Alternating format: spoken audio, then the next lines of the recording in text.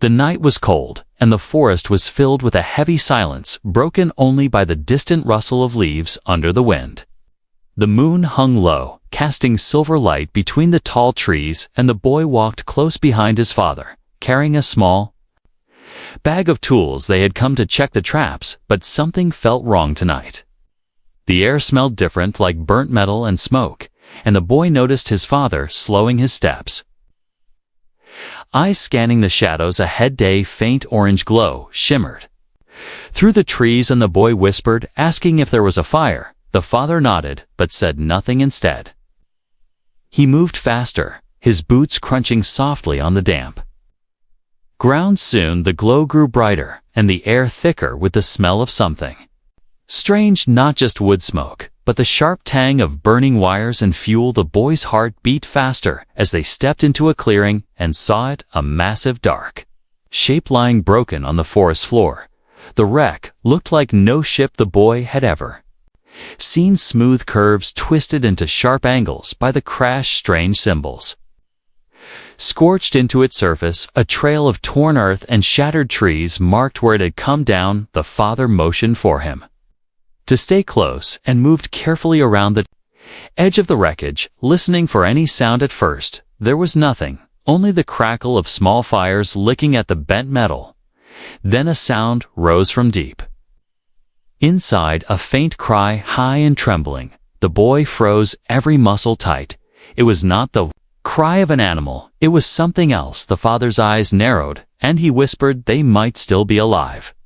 Without another word, he stepped onto the wreckage, his boots clanging softly on the metal. The boy followed close behind, their breath visible in the cold night air. The inside of the ship was dark, but faint blue lights flickered from panels. Along the walls, wires hung like vines, and sparks hissed from torn circuits. The cry came again, this time a little louder, and it made the boys' chest tighten. It was filled with pain and fear. They turned a corner, and there she was, a small figure huddled against the wall.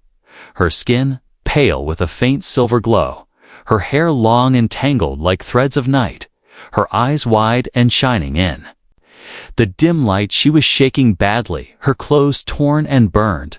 She looked up at them and pressed herself back, as if expecting harm. Boy stepped forward slowly, his hands open, trying to show he meant no danger. But she flinched and let out a sharp sound in a language he did not know. Her voice cracked with fear. The father crouched down, speaking gently, but she did not seem to understand. Her eyes darted to the entrance behind them, then back to the shadows above. A sudden noise echoed from somewhere outside, deep and guttural, like a growl mixed with metal. Scraping, the father's jaw tightened. He looked at the boy and said, "We cannot leave her here." Moving quickly, he wrapped his jacket around her. She resisted at first, but was too weak to fight. He lifted her into his arms. She was lighter than expected, almost fragile. The boy grabbed their bag and followed as they made their way out of the ship. The cold night air hit them again. The forest now seemed darker than before. The sound from earlier came again, closer. This time, branches snapping under heavy steps in the distance. They moved fast, weaving through the trees, the father keeping two narrow paths hidden by brush. The girl kept her eyes closed, clutching the jacket tightly. The boy kept glancing back, his stomach knotted with unease. He thought he saw something moving in the shadows, a pair of faint red glows watching them from far away. They pushed on, the glow of the wreck fading behind them, replaced by the pale light of the moon. After several minutes, the father stopped kneeling to set the girl down for a moment. Her breathing was shallow and quick.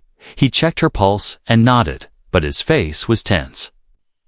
He told the boy they were being followed, and they needed to reach the old cabin before the hunters caught up. The boy wanted to ask who the hunters were, but the look in his father's eyes told him not to waste time. They started moving again, faster than before. The forest seemed alive with strange noises, the crunch of leaves, the snap of twigs, the low hum of something mechanical drifting through the night. The boy's mind raced, trying to understand who this girl was, why she was here, and why something dangerous was after her. The Thought that she might be important filled him with a mix of fear and determination.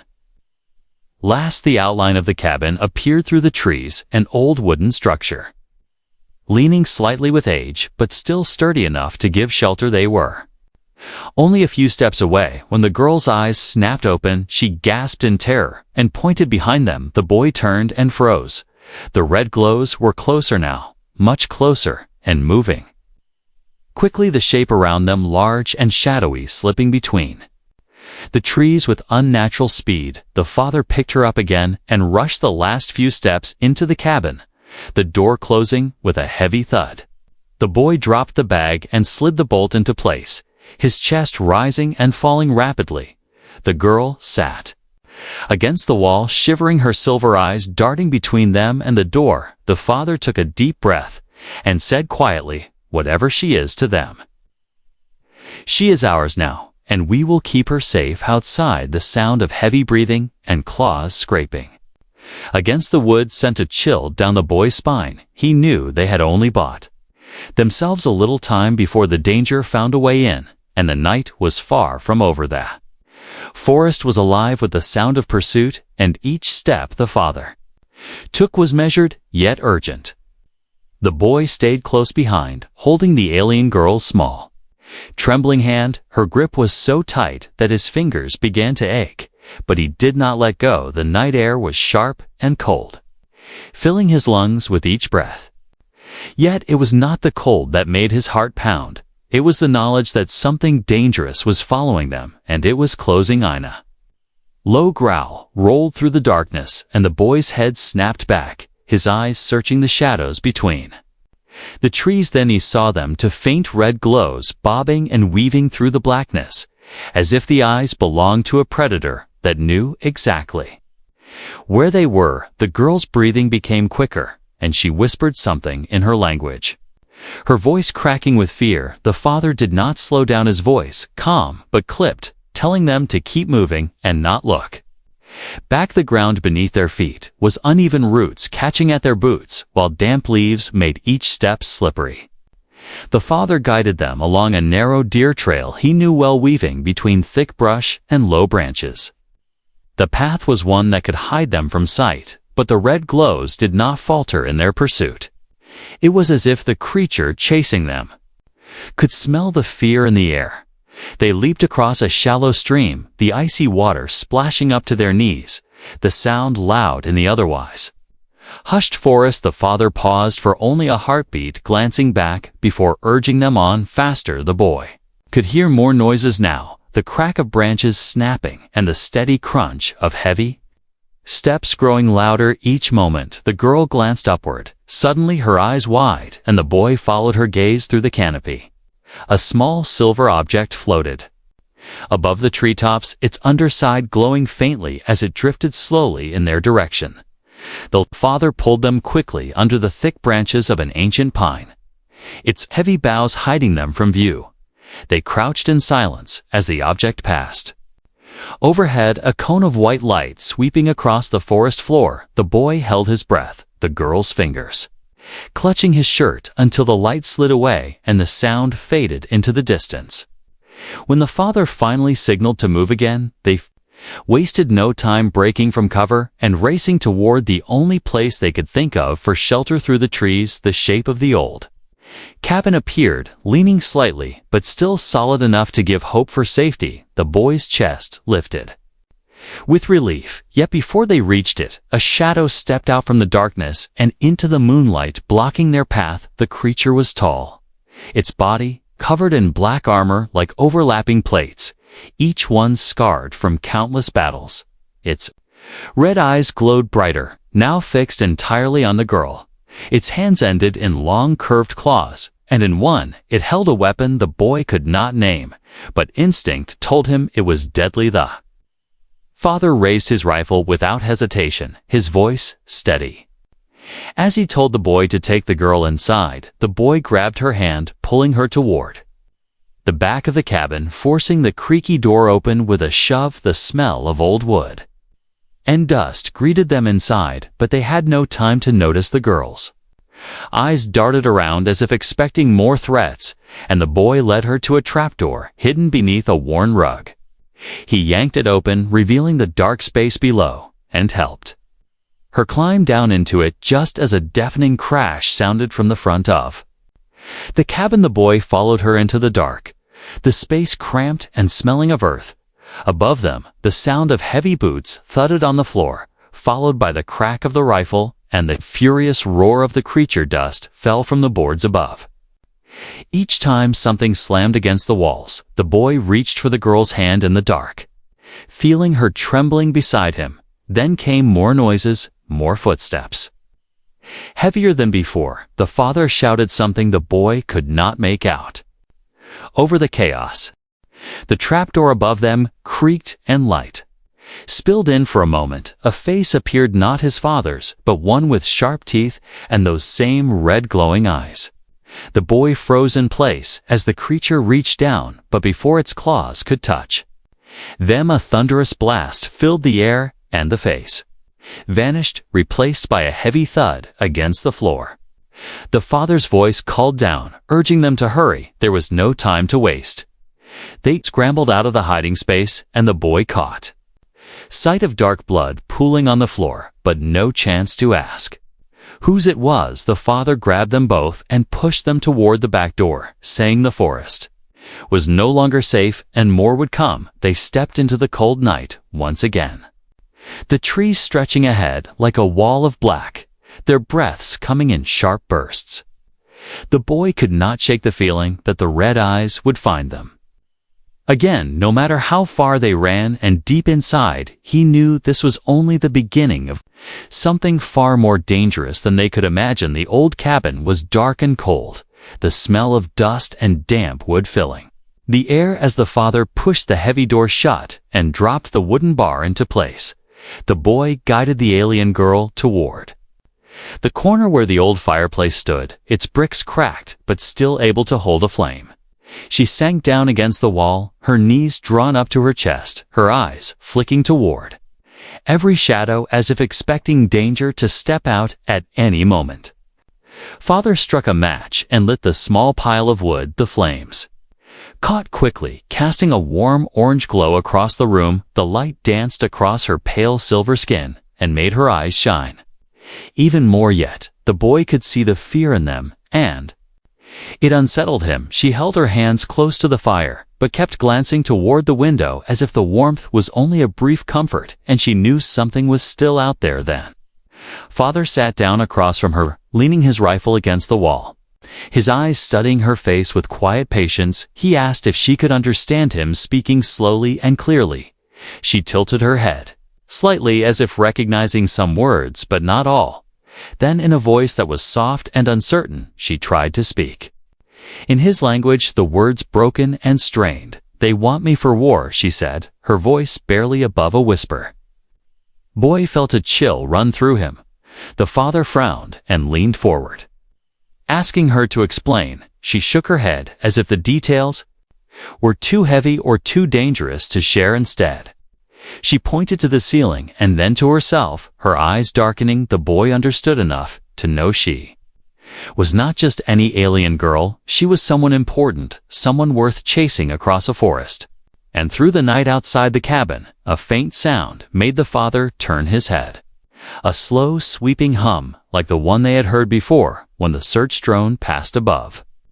The boy moved to the window and peeked through the narrow gap between the boards. The light from outside swept across the trees, again much closer than before. The girl stiffened, her body tense, her gaze fixed on the door as if she expected it to burst open. The father motioned for them to stay quiet until the sound faded. He then reached into his pack, pulling out a small canteen and offering it to her. She hesitated before taking it, sipping carefully, as though she had not had water in days. The boy noticed her hands shaking, not from fear, but from exhaustion. He wanted to ask her name, but stopped himself, knowing she might not be ready to share that piece of herself yet. Fire crackled, and for a moment there was only the sound of burning wood. The warmth began to ease the stiffness in their limbs. But It could not erase the knowledge that danger was near. The father spoke in a low voice, telling the boy that the hunters would not stop, that they were likely tracking her by more than sight, maybe scent, maybe some kind of signal, and if she had used any strange power earlier, it could have drawn them even closer. Girl looked at him sharply at the mention of power. Her hand unconsciously brushing the faint mark on her wrist, a mark that seemed to glow faintly in the firelight. The boy noticed it and leaned closer. She quickly covered it with her sleeve, shaking her head as if to say, "Not now." Her gaze softened for a brief moment when it met his, and he felt the strange certainty that she trusted him more than anyone else in the room. Sudden noise outside made them all freeze. Heavy footsteps in the snow moving slowly around the cabin, as if circling it. The father picked up his rifle. His eyes hard, the boy's pulse quickened, and the girl shifted closer to him, almost pressing against his side. The steps moved from one wall to the next, then paused near the window. A shadow passed across the narrow gap in the boards, lingering there for a long moment before moving away again. They waited in silence for several minutes, until the sound was gone. Only then did the father lower the rifle, though he did not relax. He told them that the hunters might be testing them, waiting for them to make a mistake. He said they would leave before sunrise, when the forest was still dark enough to hide their movement, but bright enough for them to see where they were going. The boy nodded, but the girl's eyes filled with a quiet dread, as if she knew leaving the cabin would not be enough. The flames burned lower, and the father added more wood. The warmth filled the room again, but it could not reach the cold, not in the boy's stomach. He thought of the red eyes in the forest, of the strange ship wrecked among the trees, of the way she had looked when they found her, and he knew deep down that their lives had changed forever. She was no longer just a stranger.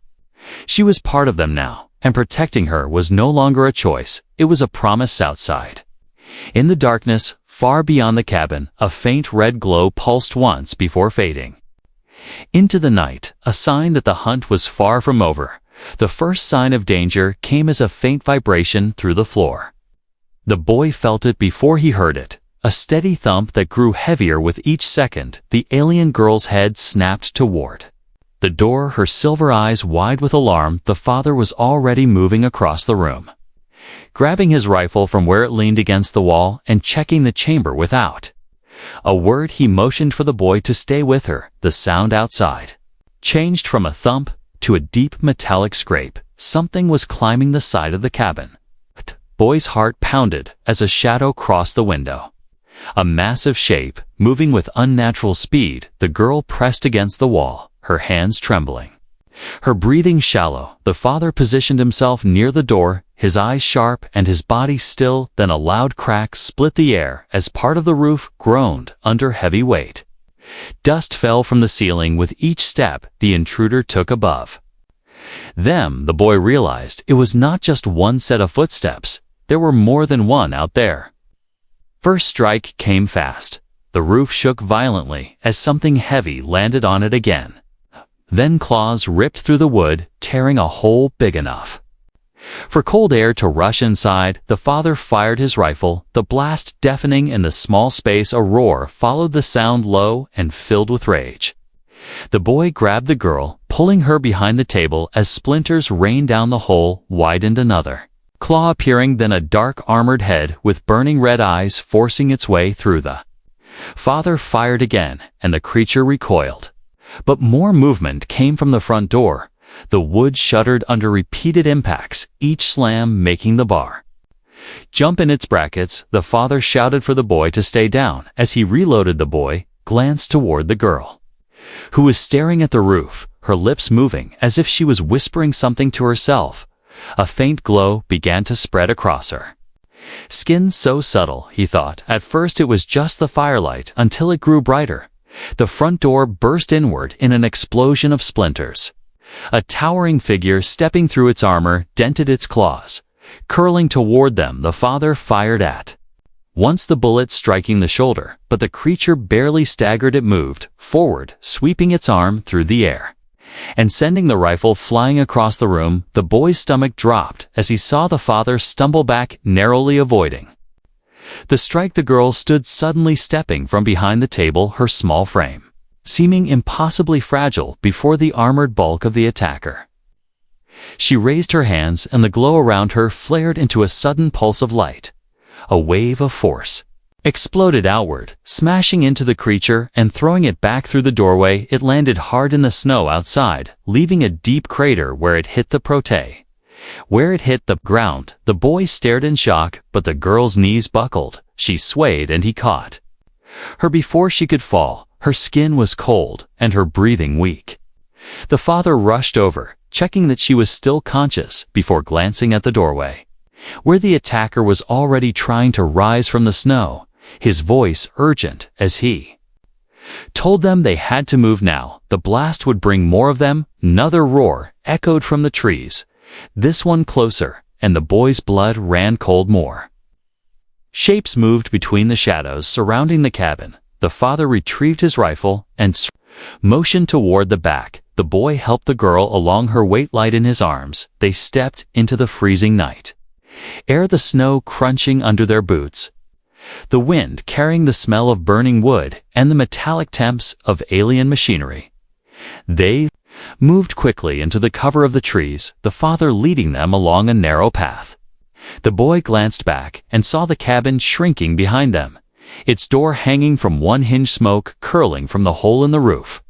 A dark shape stepped into the doorway, watching them leave, its red eyes unblinking and its breath steaming in the cold. The boy turned away and focused on keeping the girl moving, her faint whispering barely audible over the crunch of snow. The forest was silent except for their own movement, but the boy knew the silence was a lie. The hunters were out there somewhere, matching their pace, waiting for a chance to strike again. The girl's head rested against his shoulder, her eyes half closed. He wondered if she had enough strength left to use that strange power again, and if it would even matter against the numbers chasing them. The father finally slowed near a cluster of boulders half buried in snow. He signaled for them to rest. For a moment, keeping his eyes on the dark paths behind them, the boy set the girl down gently against the rock, her breath forming small clouds in the cold. She looked at him, and for the first time there was something in her expression besides fear. A faint flicker of trust. The father crouched beside them, his voice low as he said they could not keep running like this. Without food or shelter, they would not last long, and the girl's condition was getting worse. They would have to find a place where they could hide for more than a few hours, somewhere the hunters could not reach them. The boy nodded, though he could not imagine where such a place might be in this endless, frozen wilderness. Before they could speak further, a distant sound carried through the trees, the deep hum of engines growing louder. The father's face hardened. He told them the ship was back, and this time it was not searching from above. It was coming for them. The boy tightened his grip on the girl and stood ready to follow wherever the father led, because he knew the first fight was over, but the real battle had only just begun. The wind cut through the trees, carrying with it the deep thrum of engines somewhere behind them. The boy followed his father's lead through the twisting forest path, his breath forming white clouds in the frigid air. The alien girl clung to his back, her head resting against his shoulder, her silver hair damp with melted snow. She was light, yet every step felt heavier. As the night stretched on, the father moved quickly, but with caution, each step placed with the skill of someone who knew how to avoid leaving obvious tracks.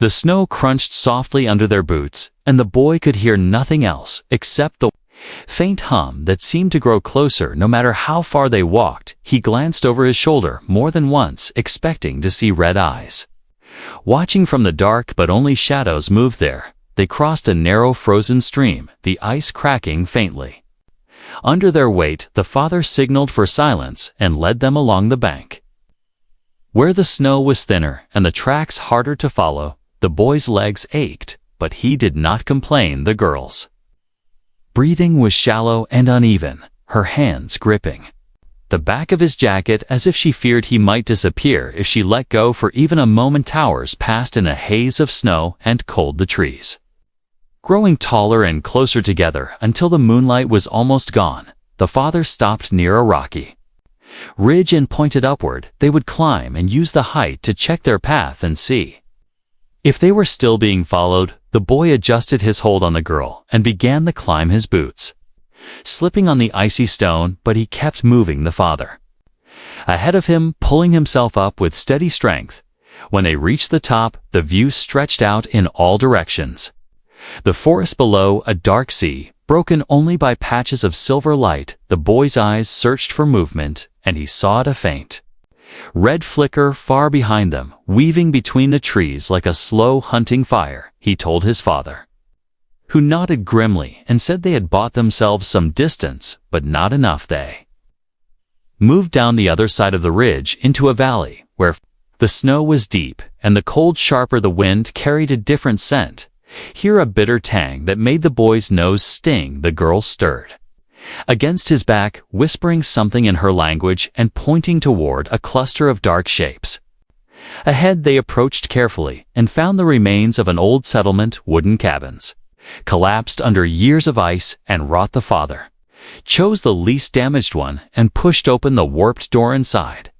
It was cold and silent, the walls warped, but still standing. The boy set the girl down on a pile of old blankets he found in a corner. She pulled them around herself, shivering, but looking relieved to be out of the wind. The father checked the corners and the windows, making sure they could not be easily seen from outside. Then he knelt by the girl, offering her a small piece of dried meat from his pack. She hesitated before taking it, chewing slowly as if every bite required effort. The boy sat beside her, his body aching from the long walk. He wanted to sleep, but the sight of her hunched under the blankets kept him awake. She was more than just someone they had saved. She had become part of their small world, and he knew they could not lose her. The father returned to the door, listening to the wind, then said they would rest here only for a few hours before moving again. The boy nodded and lay down near the fire pit, trying to keep his eyes open. The sound came just before dawn, a faint metallic click outside, followed by the crunch of snow under careful feet. The father was already moving, his rifle in hand. He signaled for silence and pointed toward the back of the cabin. The boy helped the girl to her feet, and they slipped out through a broken wall into the snow. The cold was a shock after the still air inside, but they moved quickly, crouching low and keeping to the shadows of the ruined buildings. They had barely reached the far edge of the settlement when the noise of engines filled the valley, louder now. And close the boy looked back to see dark shapes emerging from the trees, tall, armored figures, moving with purpose, scanning the cabins with strange devices. One of them paused near the door of the building they had just left, its red eyes glowing brighter as it stepped inside. The father urged them onward, toward a narrow path that wound up the side of the valley. The climb was steep and the snow slippery, but they pushed themselves harder than before, the sound of pursuit echoing behind them. The boy could feel the girl's heart pounding against his back, and he knew they could not stop now, not for anything. When they reached the top, the forest opened into a wide plain, the wind cutting across it without mercy. The father hesitated, knowing crossing it would leave them exposed, but there was no other way. He took the lead, running low across the frozen ground. The boy followed, every muscle in his legs burning with the effort. The girl clung to him without a word, her breath warm against his neck. They reached the far side of the plain as the first light of dawn touched the horizon. The father led them into another stretch of forest, thicker than the one before, the trees twisting together to block the wind and hide them from the sky. The boy risked one last look back and saw nothing but swirling snow behind them for the first time in hours. There was no sign of red eyes or moving shadows. The father slowed his pace, finally letting them stop near a fallen tree that formed a natural shelter. They collapsed beneath it, the girl leaning against the boy, her eyes closing almost at once. The father stood watch, scanning the forest with eyes that missed nothing. He said they had made it farther than he had hoped, but the hunters would not give up, and the long escape was still far from over. The forest was silent in the pale morning light. Yet the boy felt the air heavy with an unspoken warning. The father stood near the fallen tree, his rifle resting against his shoulder, his eyes scanning every shadow for movement. The alien girl was still asleep, her small frame curled against the boy, her silver hair spread across the old blanket they had wrapped around her. The boy did not want to wake her, but he knew they could not stay here much longer. The father's voice was quiet but firm when he said they needed to move again before the hunters found their trail. The boy nodded and gently shook. The girl awake, she stirred slowly, her silver eyes blinking open her breath. Visible in the cold air, she looked tired, but when she saw the father already preparing to leave, she rose without complaint. The boy could see in her face that she understood the danger, even if no one spoke of it. They began walking through the dense forest, the ground uneven with roots and stones, the cold biting at their skin. The boy carried the girl for part of the way. When her steps slowed, the father led them along narrow paths that twisted between tall pines, keeping them hidden from the was. Keeping them hidden from the wa. Open sky, but the boy's heart sank when he noticed how often the father glanced behind them as if he expected something to appear at any moment. It happened just past midday. A sudden low hum filled the air, growing louder with each breath. The father froze and motioned for them to take cover behind a fallen log. The sound became a deep vibration in the ground and through the trees. The boy saw the dark shadow of a massive ship gliding above the canopy, its underside bristling with strange weapons. The girl's eyes widened in fear, and she clutched the boy's arm. The father's face was grim as he whispered that the hunters had brought in their main force before they could move. The forest erupted with noise, heavy boots crashing through the undergrowth from multiple directions. The father realized they had been surrounded. He told the boy to take the girl and run if anything happened, but the boy shook his head, refusing to leave. The father did not argue further, only gave a short nod and raised his rifle as the first armored figure appeared between the trees, its red eyes fixed on them. The fight began in an instant. The father fired a shot that struck the hunter square in the chest, the force knocking it back, but more appeared behind it. The boy pulled the girl toward a cluster of rocks, but one of the hunters broke off from the group and charged at them. The boy stumbled back, his heart pounding, but before the creature could reach them, a sudden burst of energy slammed into it, sending it skidding across the snow. The boy turned to see the girl, her hands glowing with that strange light again, her face pale but determined. The father fought fiercely, moving between trees, using every scrap of cover to keep the hunters from closing in. But there were too many of them, and they were pushing forward step by step. The boy knew they could not hold this position for long. The girl's power flared again, sending another hunter crashing into the trees, but each time she used it, her body swayed more, as if the strength was draining out of her. The hunters began closing in from both sides. The father shouted for the boy to take the girl and head toward the ridge beyond the clearing. The boy obeyed, pulling her along while glancing back to see the father fighting with desperate precision. One hunter fell, then another, but the rest kept coming, their weapons firing bursts of bright light that scorched the trees and sent showers of snow into the air. They reached the base of the ridge and began climbing, the snow slippery under their boots, the girl stumbling more. Then once the boy helped her up, each time refusing to let her fall halfway up. He looked back, and his stomach clenched. The father had been struck in the side and was down on one knee, still firing, but surrounded by hunters. The boy's instinct screamed at him to go back, but the girl's grip on his arm was like a lifeline holding him in place. Her silver eyes told him the truth.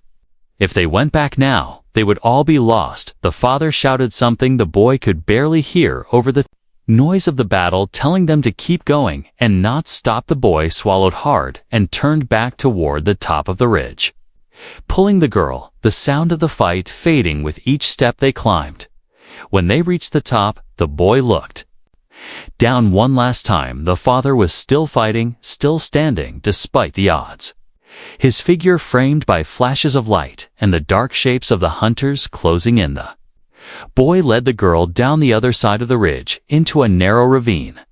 The air colder here, the walls of ice towering on either side. They ran until their legs felt like they would give out, finally stopping in the shadow of a large boulder.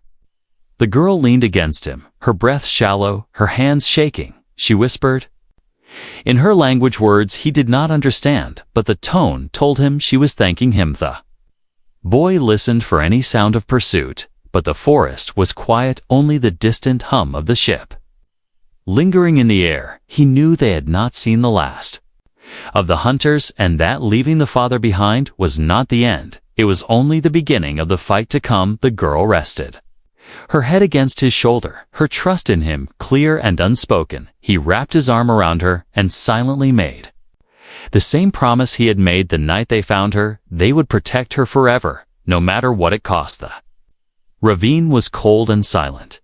The boy held the alien girl close, feeling the sharp rhythm of her breathing against his chest, his own heart still heavy with the image of his father surrounded in the clearing.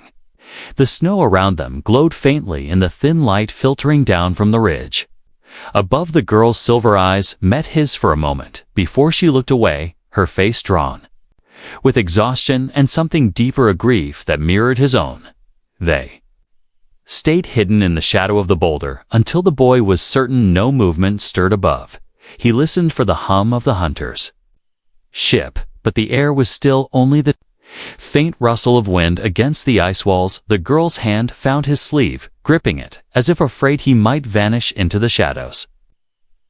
He gave a small nod, as if to tell her without words that he would not leave her when they began moving again. The path wound deeper between walls of frozen stone, the air growing colder with each step. The girl stumbled often, her legs unsteady, but the boy kept her moving one slow step after another, his mind fixed on finding somewhere safe, somewhere that hunters could not follow. They passed through a narrow gap where the ice closed overhead and the world became dim and blue like the inside of a frozen cave, their breaths loud in the stillness. At last, the ravine opened into a small, hidden valley. The snow here untouched by any track. The boy looked around and saw an overhang of rock on the far side, forming a shallow cave. It would not protect them forever, but it was shelter for now. He led the girl inside and eased her down onto a patch of dry ground. She curled against the stone wall, wrapping her arms around herself. The boy gathered loose branches from the edges of the valley, breaking them into smaller pieces and stacking them near the entrance. He managed to start a small fire, its light flickering against the ice beyond the cave. The warmth was weak, but it helped the girl's shivering ease. She leaned her head back, closing her eyes for a moment. The boy watched her, wondering how someone so small could have endured so much. He thought of the first time he saw her in the wreckage, her eyes wide with fear, and remembered the silent promise he and his father had made to protect her. A noise broke through the quiet, a faint crunch of snow. Outside the cave, the boy froze, his hand tightening around the handle of a broken branch. The sound grew closer, deliberate and slow. He moved to the entrance, peering out through the fire's glow. At first he saw nothing, but then a figure stepped into view, tall, broad, and moving with the familiar caution of a hunter. The boy's chest clenched until the figure stepped closer into the light, and he saw the face was his father, battered and pale, his coat torn and dark with blood, but still standing, his rifle slung across his back. The boy ran to him, catching his arm to steady him. The father gave a faint smile, but his eyes were sharp, scanning the valley before stepping inside the cave. The girl's eyes lit with relief, and she rose unsteadily, moving to his side. She touched his arm gently, as if confirming he was real. The fire sat down near the fire, his voice quiet as he told them the hunters had pulled back after the fight. Perhaps regrouping, perhaps waiting for another chance. He warned them that the danger was not gone and might never be gone, but for now they had time to rest. The boy nodded, feeling the weight in his chest ease, just enough for him to breathe again. They ate a small meal from what little they had left, sharing it between the three of them. The fire crackled softly, The cave filled with the smell of burning wood and the distant sound of wind across the valley. The girl sat between them, her head leaning against the boy's shoulder, her eyes drifting closed. The father watched them both, his expression unreadable, yet the boy could sense the same silent vow they had made the night. They found her still held strong outside. The night deepened, stars glimmering faintly above the ice walls. The boy kept watch while the others slept, his thoughts wandering over the path that had led them here, the wreckage in the forest, the chase through snow and shadow, the battles fought, and the close calls survived. He knew they could not return to the life they had before, not after all this, not with the hunters still out there somewhere searching. When the girl stirred in her sleep, mumbling words in her language, he leaned closer, listening. He could not understand them, but the tone was soft, almost peaceful. He adjusted the blanket around her and looked toward the fire's dying light. In that moment, he understood that no matter where they went from here, no matter how long they ran or how many dangers came, they would face it together, because she was not just a stranger they had saved, she was family now. The father woke near dawn, his movements slow but steady. He met the boy's gaze, gave a short nod, the unspoken agreement passing between them once more. They would protect her for as long as they lived, and nothing would take her from them. The fire's last embers glowed faintly, casting a warm light over the three of them.